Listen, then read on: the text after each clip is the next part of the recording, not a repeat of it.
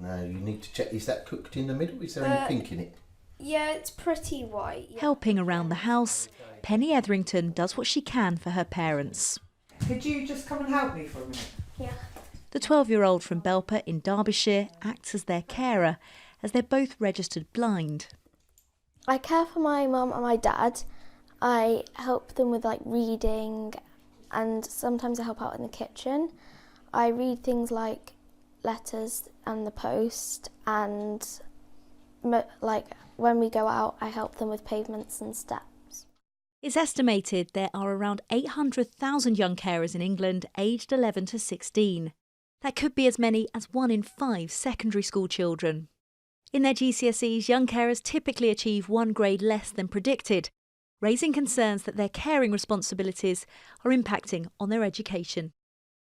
It can be for lots of reasons. So sometimes young carers might be late to school because they're supporting somebody in their family. It can also be about performance during the day. So young carers can sometimes be tired. Perhaps they've been up in the night supporting a disabled sibling, or because someone's having a panic attack in the night, for example.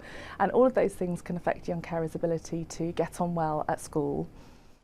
The Carers Trust says more needs to be done to identify young carers to ensure they get the support they need with their schoolwork.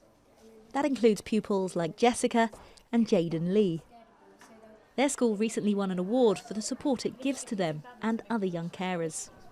All staff know who our young carers are, so if they are late, don't hassle them about it. It's not always their fault. Be lenient on homework, allow them to make a phone call if they need to, if they're quite anxious and worried. So it's about just supporting them in school to be okay, rather than always having the big gestures. It's just allowing them to be okay.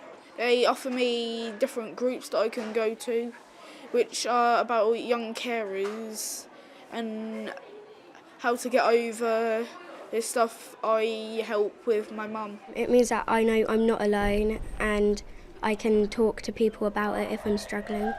There's also a need to support even younger children. This primary school is attended by a number of young carers, and it's been praised for the work it does with them. For a child to make progress, both emotionally and academically, they need to have support at some point. It might not be forever, so it could be helping with their homework within school, hearing them read daily, and that could just be enough to get them to the same level as other children of the same age as them.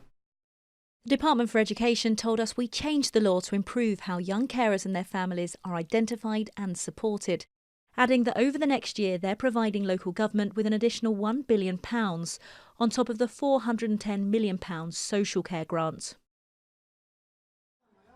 The Carers Trust says it's only right that pupils like these, who do so much for others, are given some support themselves to ensure they have the best possible start in life. Lauren Hall, ITV News.